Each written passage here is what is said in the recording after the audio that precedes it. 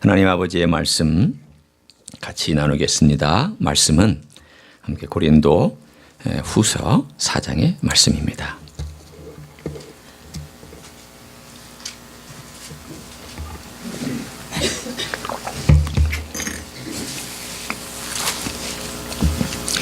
고린도 후서 4장 7절부터 끝절까지 한 절씩 교독합니다. 고린도후서 4장 7절부터 끝절입니다. 우리가 이 보배를 질그릇에 가졌으니 이는 심히 큰 능력은 하나님께 있고 우리에게 있지 아니함을 알게 하려 함이라. 우리가 사방으로 우겨쌈을 당하여도 쌓이지 아니하며 답답한 일을 당하여도 낙심하지 아니하며 박해를 받아도 버림받지 아니하며 거꾸로 뜨림을 당하여도 망하지 아니하고 우리가 항상 예수의 죽음을 몸에 짊어짐은 예수의 생명이 또한 우리 몸에 나타나게 하려 함이라. 우리 살아있는 자가 항상 예수를 위하여 죽음에 넘겨짐은 예수의 생명이 또한 우리 죽을 육체에 나타나게 하려 함이라. 그런즉 사망은 우리 안에서 역사하고 생명은 너희 안에서 역사하느니라. 기록된 바 내가 믿었으므로 말하였다 한 것 같이 우리가 같은 믿음의 마음을 가졌으니 우리도 믿었으므로 또한 말하노라. 주 예수를 다시 살리시니가 예수와 함께 우리도 다시 살리사 너희와 함께 그 앞에 서게 하실 줄을 아노라. 이는 모든 것이 너희를 위함이니 많은 사람의 감사로 말미암아 은혜가 더하여 넘쳐서 하나님께 영광을 돌리게 하려 함이라. 그러므로 우리가 낙심하지 아니하노니 우리의 겉사람은 낡아지나 우리의 속사람은 날로 새로워지도다. 우리가 잠시 받는 환난에 경한 것이 지극히 크고 영원한 영광에 중한 것을 우리에게 이루게 함이니 우리가 주목하는 것은 보이는 것이 아니요 보이지 않는 것이니 보이는 것은 잠깐이요 보이지 않는 것은 영원함이라. 아멘. 여러분이 눈여겨보시지 않았지만 최근에 상영하고 있는 영화 중에 A Man of His Word라는 영화가 하나 있습니다. A Man of His Word. 그의 약속을 지키는 사람이다. 혹은 그 말씀의 사람이다. 이런 표현으로 우리 말로 표현할 수 있겠는데요. 이 영화는 교황 프란시스코에 관한 영화입니다. 지금 파퓰러하지는 않지만 몇 군데에서 이렇게 하고 있는 영화예요. 그 영화의 메시지가 뭐냐? 다른 것이 아니라 His words unite the world. 다른 말로 하면, 우리 말로 표현하면 그의 말이 세상을 연합시킨다. 하나로 만든다. 그런 메시지를 전달하고 있는 그런 영화입니다. 한 1시간 한 3, 40분 정도의 이 프란시스 교황이 다양한 세계 주제와 평화와 또 가난한 자, 부한 자, 빈부격차 또는 전쟁 이런 거에 대하여 대담하고 찾아가고 거기에 관하여서 어떤 의견을 가지고 있는지를 얘기하는 내용들입니다. 그런데 이 메시지가 갖고 있는 함축되고 있는 그 내용을 가만히 들어보면 참으로 놀라운 메시지를 담고 있습니다. 그의 말이 세상을 연합시킨다. 이 말은 지금 현재 가톨릭이 노력하고 주장하고 있는 전 세계적인 종교를 하나로 묶고자 하는 그 시도하고 같이 연관되어 있습니다. 얼마 전에 동성결혼에 대하여서 교황에게 이렇게 물어본 질문이 있었습니다. 그때 이 교황이 프란시스코 교황이 뭐라고 대답을 했냐면 하나님은 있는 그대로를 사랑하십니다 라고 묘하게 대답을 하고 그리고 나서는 간단하게 설명을 했습니다. 그 내용을 가만히 찬찬히 뜯어보면 이런 뜻입니다. 원래 그렇게 태어났다면 그렇게 살 수밖에 없다. 그냥 받아들이고 사는 것이고 그게 무슨 큰 죄와 문제가 되겠느냐라고 하는 그런 메시지가 거기에 함축되어서 쭉 설명되어서 나오고 있습니다. 이 말을 듣는 순간 많은 사람들은 환호를 했겠죠. 성적인 소수자를 참 배려한다. 우리는 사실은 그런 면에서 있어서는 조금 다른 의견을 가지고 있지만 세상 사람들은 그것을 환영하고 반길 것입니다. 그러면 한편으로는 이런 우리가 역으로 한번 생각해 봅니다. 죄에 대하여 잘못된 것에 대하여 회개하지 않아도 하나님께 사랑하신다. 물론 하나님은 죄인을 사랑하십니다. 그러나 하나님께서 죄인을 사랑한다는 것이 그 사람이 회개하지 않아도 구원받는다는 뜻은 아닙니다. 죄를 하나님 아버지 앞에 깨닫고 잘못된 것을 알고 그것을 입술로 마음으로 고백하고 용서받고 하나님 나라의 백성이 된 것과 하나님이 사랑하시기 때문에 하나님의 나라에 다 들어와 있다라고 얘기하는 것은 그 하늘과 땅 차이가 있고 큰 차이가 있는 것이죠. 이만큼 지금 세상은 복음을 희석시키는 쪽으로 점점점 갑니다. 죄를 희석시키면 회개가 희석됩니다. 왜? 회개할 필요 없거든요. 회개가 희석되면 예수 그리스도의 십자가 사건은 희석됩니다. 예수 그리스도의 십자가 사건이 희석되면 예수님은 이 땅에 오실 필요가 없습니다. 예수님 뭐로 오셨습니까? 오실 필요가 없죠. 그럼 예수님이 이 땅에 오실 필요가 없으면 예수님을 빼내야 됩니다. 그래서 세계 종교로 하나로 묶는 일이 있어서 제일 걸림돌이 되는 예수님을 빼기 시작합니다. 하나님이라는 이름 아래 알라도 하나님이다. 무당들이 믿는 그 신도 하나님이다. 이렇게 공통분모를 갖고 우리가 하나님을 섬기자라고 하는 예수님을 다 빼는, 결국은 죄를 빼게 되면 회개를 빼게 되고 회개를 빼게 되면 십자가와 보혈을 빼게 되고 보혈과 십자가를 빼게 되면 결국은 예수님을 빼게 되고 예수님을 빼게 되면 사실은 기독교는 기독교가 아니라 종교가 됩니다. 기독이란 그리스도교잖아요. 그런 의미에서 그것이 지금 21세기만 있는 것이냐? 아닙니다. 이미 사도 바울이 일하고 있었던 1세기에도 그 일이 일어나고 있었습니다. 어떻게 하든지 사탄은 예수님의 십자가 사건과 보혈의 사건과 그분의 공로를 희석시키는 일에 모든 노력을 기울입니다. 여러분, 사탄의 최고의 목표는 예수 그리스도의 복음을 막는 것입니다. 우리들의 마음속에 예수 그리스도의 복음을 희석시키는 것입니다. 어떻게 하든지 오염시키고 왜곡시키고 어떻게 하든지 비뚤어지게 만들어서 제대로 듣지 못하게 만드는 일을 위해서 마치 너그러운 것처럼 말하기도 하고 어떨 때는 마치 그것이 틀렸다고 막 강조를 하면서 우리를 강요하기도 하고 다양한 방법을 사용해서 일합니다. 오늘 여기 나와 있는 사도 바울이 고민하고 이제까지 왜 내가 이렇게 핍박받고 고통 가운데 지낼 수밖에 없었느냐? 그는 언파퓰러 길을 걸어갔기 때문입니다. 세상의 넓은 길은 파퓰러합니다. 여러분, 제가 파퓰러하는 것이 다 나쁘다는 얘기는 아닙니다. 일하다 보면 파퓰러해질 수 있어요. 그러나 진리를 왜곡해서 파퓰러한 넓은 길을 걸어가는 그 사람들은 그 당시에 대부분 환영을 받았습니다. 그런데 사도 바울은 하나님의 진리 예수 그리스도의 복음과 이 십자가의 복음을 전하다 보니까 제대로 환영을 받지 못했습니다. 왜냐하면 당신은 왜 이렇게 그것만 강조하느냐? 왜 예수 그리스도만 강조하느냐라고 하는 그러한 이야기를 들을 때마다 그는 핍박을 받았고 주변의 많은 사람들이 그를 조롱하기도 했습니다. 오늘 그 조롱 앞에 그는 낙담하지 아니하고 서 있는 세 가지 이유를 우리들에게 말씀합니다.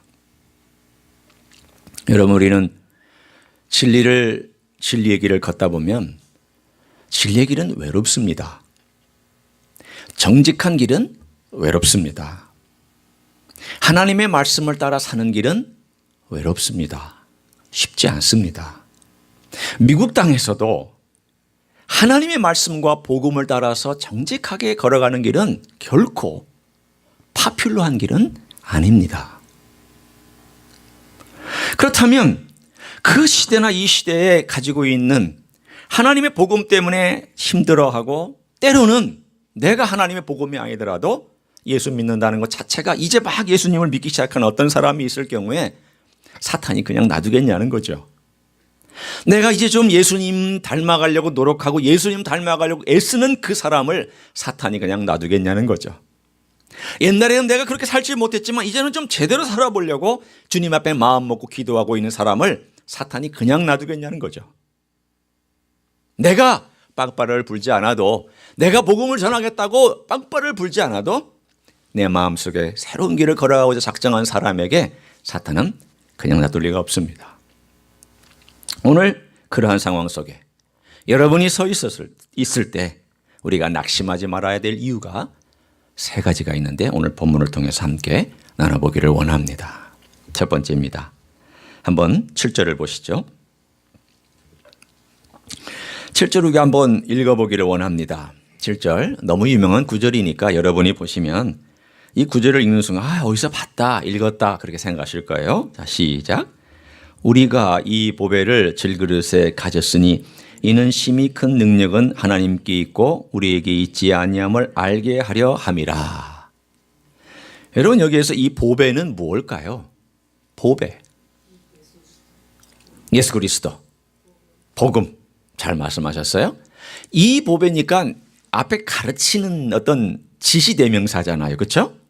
그럼 우리가 가르치는 내용이 지난 시간에 우리 함께 밑줄 그어가면서 했던 거 기억하세요? 그게 뭘까요? 네, 말씀, 긍휼, 복음, 1절, 2절, 3절, 4절에 그리스도 영광의 복음의 광채, 5절 그리스도 예수의 주되신 것, 6절 예수 그리스도 얼굴에 있는 하나님의 영광을 아는 빛, 이것들이었잖아요. 그럼 이 모든 걸 받아서 우리가 한마디로 그것을 뭐라고 얘기할 수 있을까요? 복음이라고 얘기할 수 있습니다. 그러면 이 복음을 우리가 이 질그릇에 가지고 있기 때문에 우리는 낙심하지 않는다라고 첫 번째 이유를 얘기할 수 있습니다. 도대체 질그릇은 뭐고 그러면 이 복음이라는 보배는 뭐길래 그렇게 이 사람이 낙심하지 않고 있는 것일까요? 제 아내가 요즘 세라믹 클래스에서 이 그릇 굽고 이 질그릇 만들어서 그릇 굽는 그런 클래스를 듣고 있어서 옆에서 날 지켜보고 있습니다. 얼마 전에 컵 몇 개를 가져왔어요. 컵을 가져와서 그중에 제가 제일 이쁜 거 하나를 먼저 골랐습니다. 일단은 집에 있으니까 저에게 선택권이 있잖아요. 그래서 그중에 제일 나은 걸 제가 하나 골라가지고 제 커피컵으로 아침에 커피를 마시는 커피컵으로 이렇게 쓰려고 딱 깨끗하게 씻은 다음에 놓고 커피를 내린 다음에 커피를 따랐어요. 가만히 딴짓하고 한 1분 정도 지났는데 아래에 흥건하게 커피가 고여 있는 거예요. 아래 바닥에. 그래 내가 잘못 따랐나 싶어가지고 제가 이 커피를 이렇게 들고 이제 막 닦으려고 하는데 이 커피를 드는 순간 이 잔에서 뚝뚝 하고 커피가 떨어지고 있는 거예요. 그래서 황급하게 제가 이 안전한 컵에다가 이 커피를 옮긴 다음에 도대체 뭐가 잘못됐길래 이 컵이 이렇게 될까? 이거 새 컵인데. 제가 바로 따끈따끈하게 구워온 그날 제가 바로 낚아채가지고 가져와서 깨끗하게 씻어놓고 먹어야지 한 컵인데 뭐가 문제일까라고 아무리 봐도 모르겠는 거예요. 그래서 다 닦은 다음에 안을 가만히 들여다봤더니 미세한 금이 가 있었습니다. 구울 때, 만들 때는 금이 있으라고 만든 건 아니겠죠. 아마도 구울 때 이게 쫙 갈라졌다가 그러면서 살짝 다른 어떤 유약들로 인해서 거기에 가려져 있었던 것이 틈이 있어서 그 사이로 커피가 새어나오는 것인 막 그런 것이 있을 거라고 저는 생각을 합니다. 그런 것들이 많습니다. 생각보다 많습니다. 질그릇은 구울 때 금이 가기도 하고 옮길 때 깨지기도 하고 제가 벌써 제 아내의 구워온 그릇에 2개를 깨트려 먹었습니다. 저는 마이다스의 손이 아니고 마이너스의 손입니다. 뭐 어떻게 할 수 없죠. 깨트리는 걸 어떻게 하겠어요. 여러분 질그릇이요. 한번 깨지면 끝입니다. 주워 담을 수가 없습니다. 버릴 수밖에 없습니다. 참 약합니다. 이 질그릇 같은 우리 인생이라고 사도 바울이 자기 스스로를 알고 고백하고 있습니다. 뭐가 문제일까요? 사실은 우리 그리스도인들이 예수 그리스도를 믿으면서 자기가 질그릇임에도 불구하고 자기를 금그릇으로 착각하는 데 문제가 있습니다. 우리가 질그릇에 불과한데도 우리를 은그릇으로 착각하는 데 문제가 있습니다. 제가 예수님의 비유를 들어드릴까요? 누가복음 15장에 아버지에게 두 아들이 있습니다. 첫째 아들이 있고 둘째 아들이 있었습니다. 이 둘째 아들은 흔히 우리가 말하는 것처럼 막 나가는 아들이었습니다. 그래서 아버지 재산 가지고 나가서 세상에 나가서 허랑방탕에 다 쓰고, 그리고 다 쓰고 나서는 먹을 게 없어가지고 돼지 우리에서 세상에 돼지한테 구걸한 사람이 성경에 기록되어 있습니다. 돼지한테 구걸을 해가지고 돼지가 먹는 쥐염 열매를 겨우 얻어먹고 살다가 어느 날 갑자기 탁 하고 자기의 잘못을 깨닫기 시작합니다. 내가 왜 여기서 뭐 하고 있냐? 아버지 집에 가면은 이것 아니라도 아버지 집에서 먹다가 남은 음식이라도 이것보다는 낫겠다. 돌아가자. 그래서 창피함을 무릅쓰고 부끄러움 무릅쓰고 그 길을 떠나서 돌아갑니다. 여러분, 그때에 이 아들이 느낀 것이 뭐냐면 내가 질그릇이라는 것을 그 낮은 밑바닥에서 깨달았던 것입니다. 그 집에 형이 있었습니다. 형은 완전 모범생입니다. 아버지가 하라는 거 다 합니다. 열심히 충성봉사합니다. 일합니다. 그러나 아버지와 대화가 없습니다. 아버지하고는 마음의 대화를 한 적이 없습니다. 오로지 일. 그는 아버지를 위해서 일하는 것 같았지만 사실은 자기 왕국을 건설하고 있었고, 내가 이만큼 일하기 때문에 내가 이만큼 대접받기에 합당하다라고 하는 생각을 가지고 내가 금그릇인데 왜 나를 은그릇처럼 대접하냐고 아버지를 공격한 사람입니다. 아버지에게 당신이 어찌 그럴 수 있느냐고. 내가 금그릇인데 어찌 나를 저 질그릇 같은 저 당신의 아들, 동생이라고도 하지 않고 당신의 아들은 그렇게 대접해주고 금그릇인 나는 어떻게 그렇게 질그릇처럼 대접하느냐고, 이럴 수 있느냐고 아버지에게 공격하고 대듭니다. 뭐가 문제일까요? 자기 자신이 질그릇인 것을 모르는 거죠. 여러분, 자기 자신이 질그릇을 모르고 있다는 자체는 굉장한 오해를 낳습니다. 내가 이런 하나님께 대접을 받아야 되고 내가 예수님께 이런 대접을 받아야 되는데 내가 이 정도밖에 대접을 안 받으면 속상합니다. 내가 이 정도 봉사했고 내가 이 정도 하나님께 충성했으면 이렇게 대접을 받아야 되는데 주님이 그렇게 축복 안 해주시면 섭섭합니다. 왜 그럴까요? 자기를 금그릇과 은그릇으로 착각하고 있기 때문입니다. 아닙니다. 우리는 다 질그릇입니다. 커봐야 질그릇이고 놓여져 있는 곳이 달라봐야 질그릇입니다. 그 용도는 주님이 알아서 주인이 쓰시는 거지 내가 왜 이 자리에 있느냐고 하는 것은 우리가 할 말이 아니죠. 그 주님이 놓으시는 거죠. 때로는 바깥에 놓을 수도 있고 저 높이 존귀한 데 놓을 수도 있고 내가 귀하게 보물단지처럼 쓸 수도 있고 거기다 음식을 담을 수도 있고 거기다가 술을 담을 수도 있고 거기다 다른 걸 담을 수도 있고 다 그 주인의 용도에 맞게 쓰는 것이지 질그릇이 이래라 저래라 왜 내가 금그릇인데 이러냐 그렇게 말할 수는 없잖아요. 여러분, 그런데 자기 자신이 질그릇이라는 것을 깨닫게 되는 때가 언제일까요? 둘째 아들과 똑같습니다. 고난과 고통과 아픔과 눈물을 당하고 나서 자기의 자원이 다 바닥났을 때에야 자기가 질그릇이라는 것을 깨닫기 시작합니다. 누가 도와달라고 그래요? Help me! 나를 도와달라! 라고 하는 사람은 누가 얘기를 해요? 내 스스로 해결할 수 없을 때 도와달라고 해요. 영적으로 가만히 생각해 보세요. 누가 Help me! 라고 하늘을 향하여서 고함을 질러요. 스스로 할 수 있는 사람들은 절대 Help me! 라고 하지 않아요. I'll take care of myself 이렇게 얘기를 하지 Help me! 라고 얘기하지 않아요. 왜? 내가 알아서 다 할 건데. 사도 바울이 고난 가운데 느끼고 고난 가운데 배웠던 것이 있습니다. 내가 질그릇이구나. 여러분, 사도 바울로 말할 것 같으면 영적으로 3층천 갔다 온 사람입니다. 가말리엘 문화에서 박사학위 받은 사람입니다. 언어로 말하면은 라틴어, 헬라어, 그리고 히브리어, 아람어 4, 5개국어를 할 수 있는 사람입니다. 유창하게 논증과 논법과 글 쓰는 일에 대해서 최고의 석학이었습니다. 사람들에게 자랑할 만한 거리 많습니다. 베냐민 지파 중에 베냐민 지파였습니다.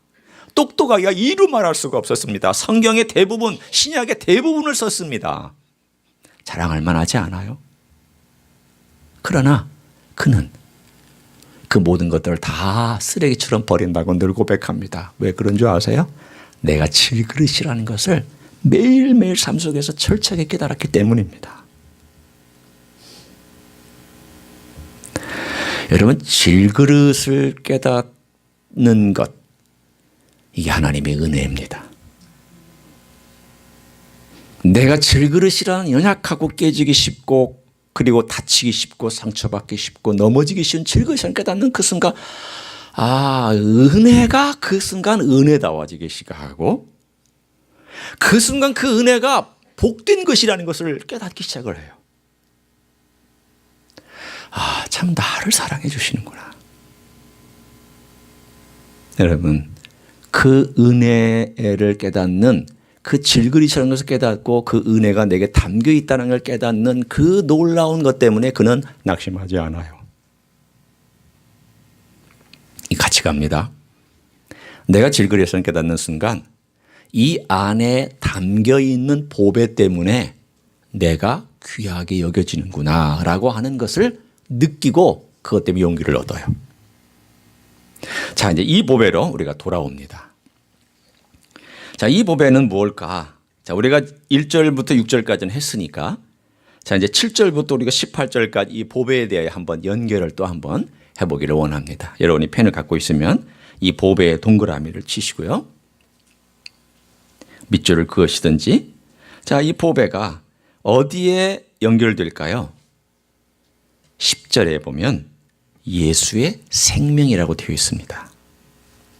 네, 거기다가 여러분이 화살표로 이렇게 연결하세요. 11절에도 예수를 위하여 죽음에 넘겨지면 예수의 생명에 또 연결하세요. 같은 낱말이 두 번 나왔네요. 그 다음에 이 예수의 생명이 어디로 넘어가냐면 14절로 넘어갑니다. 주 예수를 다시 살리시니가 예수와 함께 우리도 다시 살리사. 여기 다시 살린다는 말이 뭐냐면 부활의 몸을 갖게 된다는 거예요. 그러니까 예수의 생명이 언제 확실하게 드러나냐면 14절에 우리가 부활의 몸을 갖는 그때 확실하게 드러나요. 14절로 연결하세요. 다시 살리사 그 단어. 그리고 그것이 어떻게 또 연결되냐면 17절로 연결됩니다. 지극히 크고 영원한 영광에 중한 것이란 단어로 연결됩니다. 자, 연결하셨죠? 그러면 이 보배가 뭐냐? 예수의 생명이고요. 이 보배가 또한 뭐냐? 이 예수의 생명이 언젠가 다시금 우리 안에 드러날 것이고요. 또한 이 예수의 생명이 드러날 것은 뭐냐? 미래의 크고 영원한 영광에 중한 것, 무거운 것. 바로 이것이 오늘 본문의 예수의 생명, 이 보배, 복음, 우리 안에 있는 것들. 이렇게 연결이 됩니다. 자, 오늘 여기 나와 있는 이 내용을 가만히 살펴보면 자, 이제 우리가 함께 이제 말씀을 같이 나눕니다. 저를 보시면 됩니다. 이제 성경 보시는 건 여러분 집에 가서 한번 연구하시고 저를 보시면서 우리가 이제 볼 텐데 이 예수의 생명이 어떻게 더 드러나느냐? 내가 낮아지고 내가 질그릇이라는 것을 철저히 깨닫는 순간 내 안에 있는 이 보배 때문에 내가 사용받고 있구나라고 하는 이 격차를 더 느끼고 그 격차를 느끼는 것만큼이 은혜입니다. 다른 말로 바꿔 얘기하면 내가 쓸만한 인생이다라고 여기고 내게 보물이 있네? 그렇지만 나도 괜찮은 인생이야 그러면 이 격차가 이만큼밖에 되지 않아요. 그러나 내가 질그릇이고 깨지기 쉽고 별 볼 일 없고 정말 연약한 인생이라는 걸 알면 이 보배는 가치가 변함이 없어요. 이 보배는 영원한 가치고 이 보배는 가치가 인간의 시간과 방법에 따라서 변동되는 가치가 아니에요. 동일해요. 뭐가 달라진 거예요? 내가 낮아진 거예요. 내가 높아지면 이 보배하고 동일하게 맞먹는 수준이 돼서 은혜를 느끼지 못하는 것이고, 내가 낮아지면, 내가 별 볼 일 없는 인생이라는 걸 알면 내가 가진 이 학식과 내가 이제까지 배운 모든 것들이 얼마나 하나님 아버지 앞에서 미약한 것이냐를 인정하고 정말 겸손하고 하나님 아버지 앞에 낮아지는 만큼 이 은혜가 그 자리를 채우기 시작합니다. 여러분, 은혜를 주세요. 은혜를 주세요. 이거의 뒷면에는 뭐가 있을까요? 주님, 저를 더 약하게 해주세요. 약하게 해주세요. 그 뜻입니다. 주님, 저에게 은혜를 베풀어 주세요. 은혜를 베풀어 주세요. 이 말의 뜻은 또다시 다시 말로 바꿔 얘기하면 제가 얼마나 주인인지 알게 해주세요. 제가 주인인지 알게 해주세요. 그 뜻입니다. 이런 주인을 주님이 사랑해 주셨군요. 이런 별 볼 일 없는 인생을 용서해 주셨군요. 이렇게 나오는 것이죠. 그게 은혜예요. 바울이 느낀 게 바로 그거예요. 그가 예수님 때문에 고난받고 그가 어떤 종류의 고난이든지 하여간 여기 나와 있는 이 고난 때문에 그가 본문에 보는 대로 우겨쌈을 당하고 답답한 일을 당하고 박해를 받고 거꾸로 떼임을 당했습니다.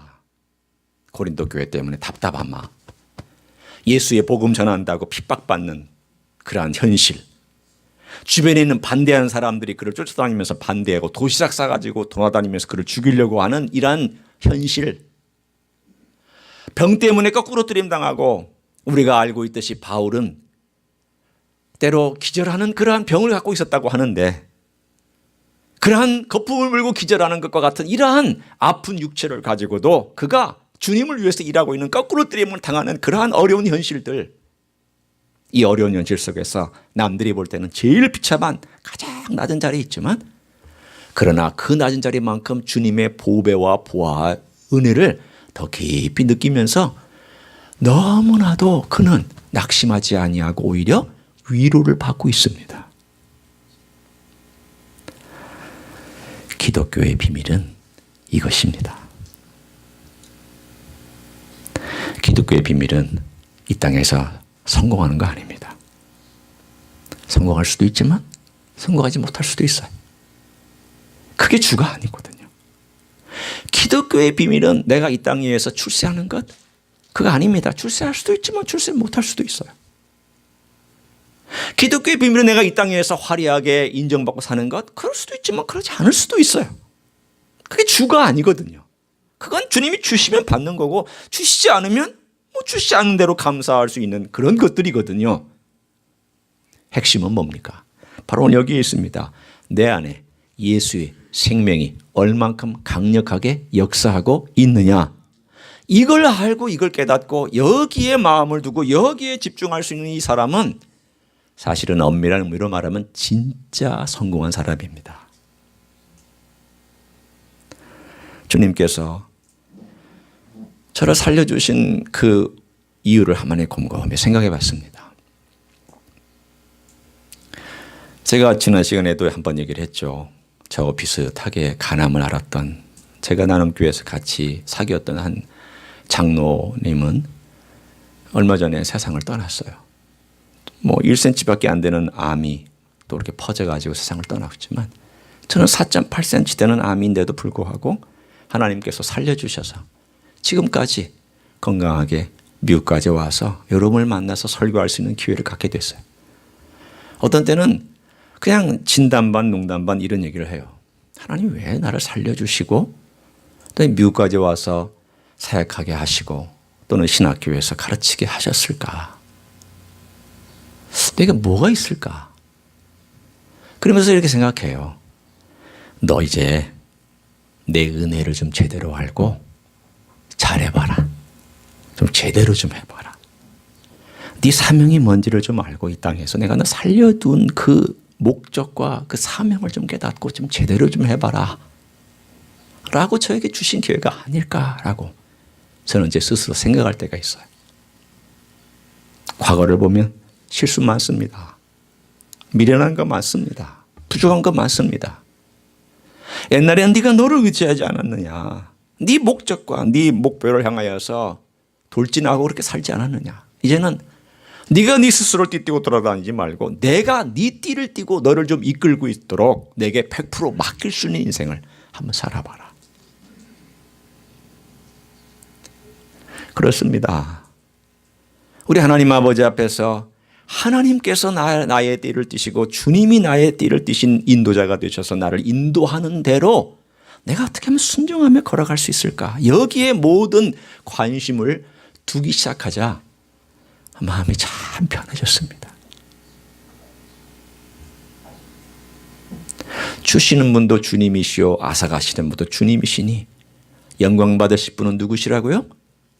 주님이시다.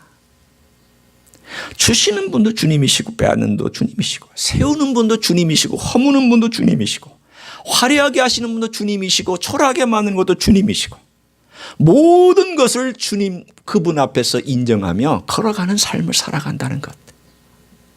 이것이 우리 모두에게 이 땅에 아직도 살려두시고 있는 목적이며 의미인 줄로 믿습니다.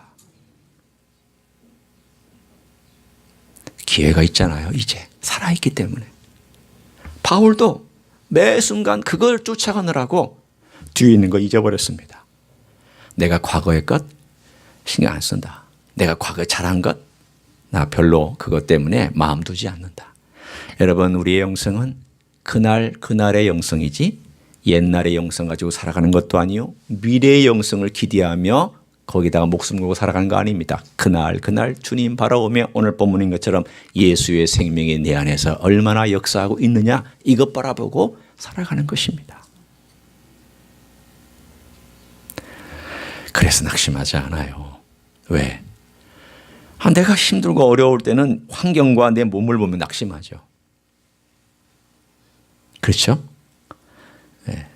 그렇지만 내 안에서 예수의 생명이 살아나는 걸 보면 낙심하지 않아요. 그 이야기를 오늘 뒤에 가면 하고 있는 걸 볼 수 있어요. 또 한번 볼까요? 16절부터 18절 한번 봅니다. 또 낙심하지 않는다고 얘기해요. 그러면서 겉사람은 낡아지나 우리의 속사람은 날로 새로워지도다. 제가 어떤 분의 성경을 이렇게 살짝 본 적이 있어요. 겉사람 그랬더니 거기다 겉사람하고 화살표하고 이렇게 해놨더라고요. 꽃, 가구 이렇게 적어 놓으셨어요. 그래서 겉사람 옆에다가 왜 꽃하고 가구를 적어 놨을까 내가 궁금하게 생각을 했어요. 그래서 제가 상상한 겁니다. 이분은 여성이었을 것이다. 여성의 성경, 제가 어떤 성경책을 모르고 펴봤기 때문에 누구 건지도 모르고 뭐 좀 찾다가 분명히 여성이었을 것이다. 그런데 이분이 너무 꽃과 가구에 이 필이 꽂혔던 것 같아요. 그래서 내가 이 집을 가구로 어떻게 꾸며야지. 하우스도 있고 뭐 이 집이 있으니까 꾸며야지. 거기다 모든 신경을 쓰고 있었고 이 바깥에 정원을 좀 어떻게 꽃을 가꿔야 될까 뭘 심어야 될까 거기다 막 마음을 두고 있으니까 어느 날 이 성경을 읽다가 이게 마음에 찔렸나 봐요. 너무 거기에 에너지를 많이 쏟고 있고 거기에 모든 심신을 다 기울이고 있으니까 그래 와서는 꽃, 가구 이렇게 적어놨더라고요. 여러분은 거기에 뭘 적으시겠어요? 여러분은 꽃은 아닌 것 같고요. 그렇죠?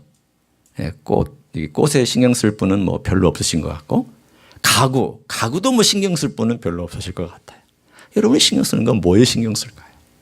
여러분이 정말 내 마음에 신경을 쓰고 있는 그것이 겉사람에 해당되는 것이 무엇이 있을까요? 하나씩 있죠. 여러분 그것을 전혀 신경 쓰지 말라는 말이 아니에요.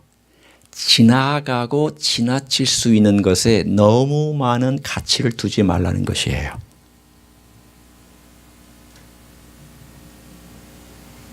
거기에 우리의 삶의 모든 걸 걸지 말라는 것이에요.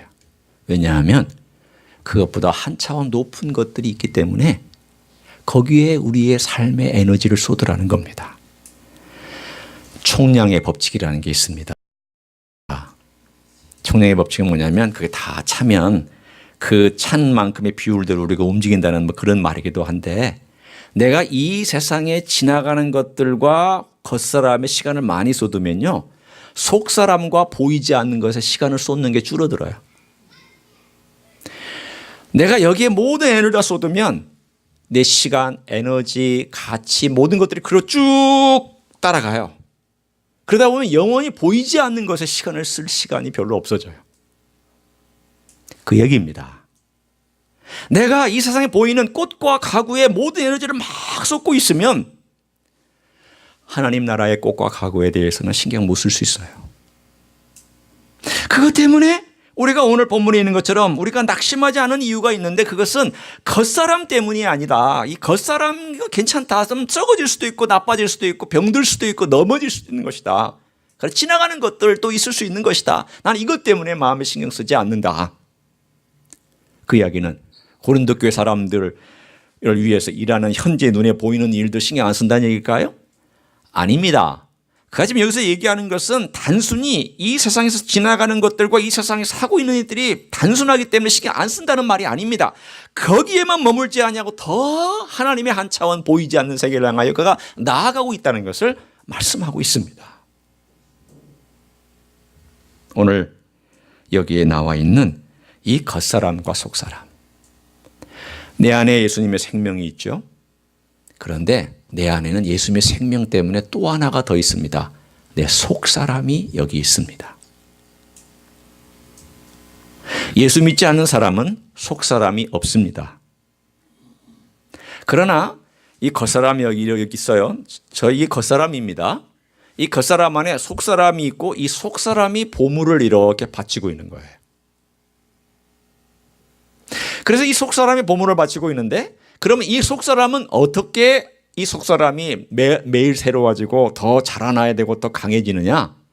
예수 그리스도인 이 생명의 보물을 얼만큼 내가 먹고 사느냐, 그분과 얼만큼 오버랩 되어 사느냐에 따라서 내 속사람이 자라고 내 속사람이 강건해지고 그 가치를 알고 살아가요. 여러분, 속사람은요 홀로 서기 못해요. 속사람이 홀로 서게 하는 순간 망합니다. 왜 우리가 자꾸 예수 얘기하고 찬송가 보면 예수님 얘기가 나오고 자꾸 예수 이렇게 나오느냐? 사실은 이 진리와 진실이 거기에 담겨져 있기 때문입니다. 이 비밀을 아는 사람은 다른 거 별로 안 봅니다.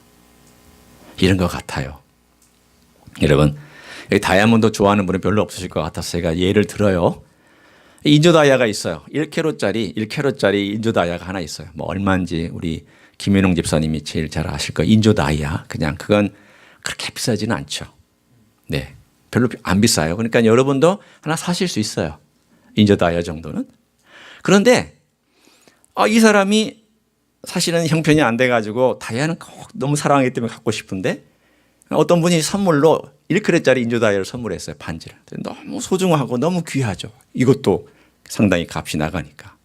그런데 어느 날 어떤 분이 이분에게 3캐럿짜리 진짜 다이아몬드 반지를 선물했어요. 제가 그래서 3캐럿짜리면 얼마나 될까 하고 이렇게 뒤져봤더니 한국에서요 그 반지가 3억이에요. 진짜 3캐럿짜리 다이아몬드가 한국에서 3억 정도 해요. 그러면 이 사람이 자 진짜 3캐럿짜리 다이아몬드 반지를 선물을 받은 다음 요 인조 다이아 1캐럿짜리는 어떻게 하면 좋을까요? 신우에게 줄 겁니다. 선심 쓰듯 신우에게 내가 지금 다른 게 생겨서 그러는데 이거 선물로 준다고 줄 거예요. 어떻게 줄까요? 아까워하는 듯이 겉으로는 주지만 속으로는 아까울까요? 아깝지 않을까요? 전혀 아깝지 않아요. 왜? 나는 뭘 가지고 있기 때문에? 진짜 3캐럿짜리 다이아몬드를 가지고 있기 때문에. 3억짜리 다이아몬드를 갖고 있기 때문에. 그러면 이것을 이 다이아몬드를 좋아하는 이 여성은 어떻게 여길까요? 여러분 생명처럼 여깁니다. 나갈 때마다 있는지 확인하고 들어와서도 있는지 확인하고 내가 낄 때는 누군가가 옆에 오면은 긴장할 거예요. 남자가 오면 더 긴장하고 이상한 남자가 오면 더 멀리 도망갈 거예요. 왜 그럴까요? 내 몸 때문에 그래요? 뭐 때문에 그래요? 예, 요 반지 때문에 그래요. 별것도 아닌 3억짜리 반지 때문에 내 목숨을 걸어요. 내 에너지를 쏟아요. 거기에 신경을 쏟고 거기에 가치를 쏟고 이게 사라지면은 온 집안을 이잡듯이 뒤질 거예요. 3일이고 4일이고 5일이고 6일이고 7일이고 찾을 끝까지 내가 뒤질 거예요. 이 반지 찾으려고. 어디에 관심이 있어요, 지금? 여기에 관심이 있잖아요. 여기 에너지를 들이고 있잖아요. 그 에너지를 들이는 만큼 다른 거 무시하고 있잖아요. 이 가치 때문에 인조 다이아 신경도 안 쓰잖아요. 내가 그것 때문에 내 마음에 모든 것이 거기에 집중되어 있잖아요. 여러분, 여러분의 가치와 여러분의 보물이 어디에 있나요? 무엇에 여러분이 마음을 쓰고 애쓰고 그걸 따라가고 있을까요? 그게 여러분의 보물이에요. 그게 하나님 나라이고 그게 예수님의 생명이면 여러분은 다른 걸 볼 때 시큰둥해져요. 다른 어떤 멋진 화려한 이 땅에 있는 것들도 아니 뭐 하늘에 있는데 뭐 이렇게 볼 수 있단 말이죠. 지금 제가 여기서 그냥 얘기하기 위해서 만들어낸 게 아니거든요. 그 진실로 느껴질 때 우리의 가치는 이 땅에서 비록 진리를 따라가고 복음을 따라가고 생명을 따라가다 보면 여러분 가난해질 수 있어요. 손해봐야 되니까. 내가 내 삶을 어떻게 거짓말하지 못하기 때문에 어떤 경우에는 내가 출세 못할 수도 있어요. 그런 모든 것들을 다 감안해서 내가 진리 가운데 복음 안에서 걸어가다 보면 주님 축복해 주시면 축복해 주신 대로 살아가고 또 내가 대가를 지불하면 지불한 대로 살아가죠. 그러나 그것에 목숨 걸지 않는다는 뜻입니다. 그것에. 주시면 감사하고 안 주셔도 감사하고 내게 최고의 감사는 내 안에 예수의 생명이 있다는 이것 때문에 감사해서 다른 것은 그렇게 중요한 것이 아니라는 것을 깨닫고 살아가는 사람. 이런 사람이 멋진 사람이 아닐까요? 주님은 저에게 그런 비밀을 조금씩 알려주고 계신 게 너무 감사해요. 조금씩. 아직도 갈 길이 멀죠. 아직도 도달해야 될 그 목적지가 멀리 있어요.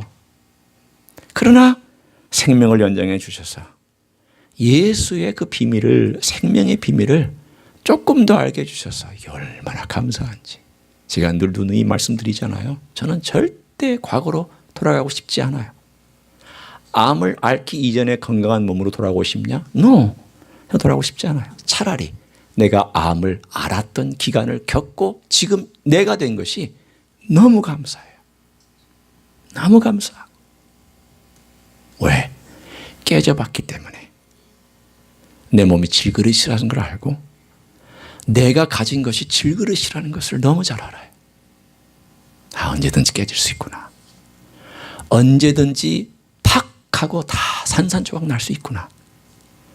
여기에 목숨 걸지 말자. 이거 자랑하지 말고 이것 때문에 내가 너무 많은 가치를 두지 말자. 더 높은 곳에 가치를 두고 그것을 바라보고 살아가자. 주님은 그런 은혜를 우리 모든 한 분 한 분에게 지금에 있는 어려움과 환난과 고난과 막힘과 답답함과 또는 힘듦과 육체의 연약함과 그리고 곤고함 속에서 그걸 가르쳐주고 싶어 하신 줄로 믿습니다. 그것을 배우시고 승리하시는 여러분 되시기를 예수님의 이름으로 간절히 축원합니다. 기도하시겠습니다.